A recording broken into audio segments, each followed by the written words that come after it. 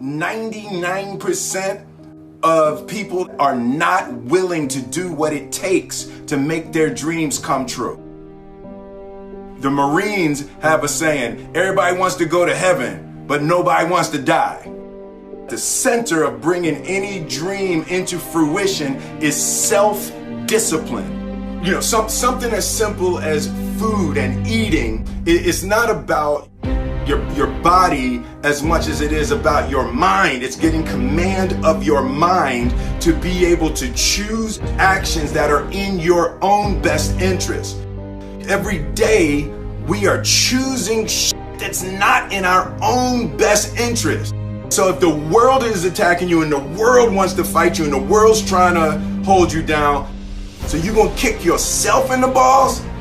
So you're gonna stop yourself from getting what you dream. And I think the word discipline has kind of gotten a bad name. We think about it in terms of punishment.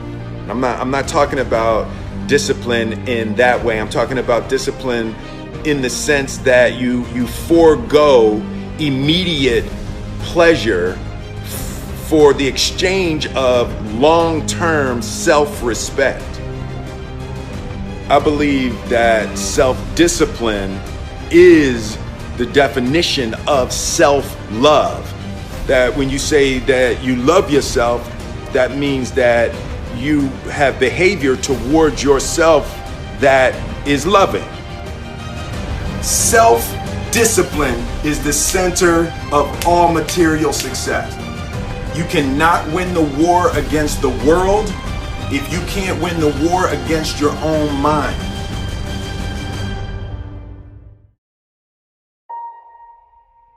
Self-love is when you say to yourself, oh man, look, I know you and that girl got a real connection. I know y'all vibe, but that's your girl's cousin. So I love you too much to let you do that. It's like you say to yourself, hey man, look, I know you want to eat that pizza and it'll be really good, you know, but I can't let you eat that, man, because if you eat that pizza, you're going to feel like shit, you know, and I love you too much to let you eat that. Self-love is, hey, look, I know you got a test on Monday, you know, and I know you really want to go out with your friends. It's Saturday night, you want to go out, but if you fail that test, you're not going to feel good about yourself. You know, I love you too much to let you go out tonight. Self-discipline is self-love. If you want to be happy, you have to love yourself, which means you have to discipline your behavior. The road to sustained happiness is through disciplining your behavior. We tend to base our self-esteem on what other people think. And that's not really self-esteem. Self-esteem is supposed to be how we feel about ourselves. And I was just saying how dangerous it is to allow other people to determine how you're going to feel about you. And it's kind of like looking into a broken mirror. You're going to look in a broken mirror and then change your face to try to look good in this defiled, busted, broken mirror. And it just, other people's opinions is a really way to determine how we feel about ourselves.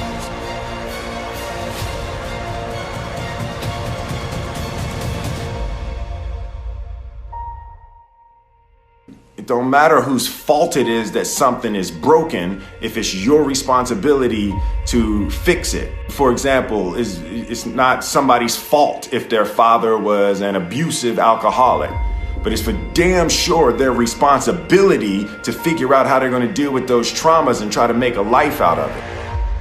It's not your fault if your partner cheated and ruined your marriage, but it is for damn sure your responsibility to figure out how to take that pain and how to overcome that and build a happy life for yourself. Fault and responsibility do not go together. It sucks, but they don't. When something is somebody's fault, We want them to suffer. We want them punished. We want them to pay. And we want it to be their responsibility to fix it. But that's not how it works, especially when it's your heart.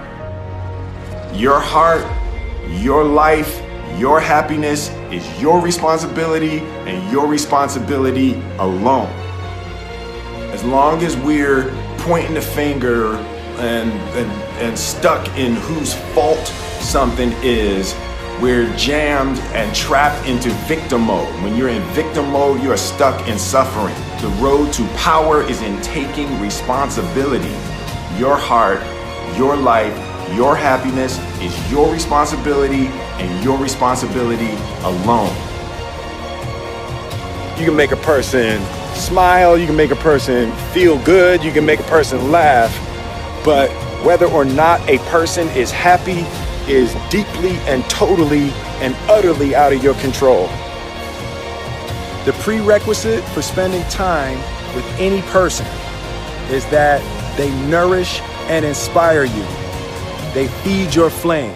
Look at your last 5 text messages. Are those people feeding your flames or dousing your fire? Put your phone down for just a second and look around. Look to the people around you. Are those people throwing logs on your fire or are they pissing on it?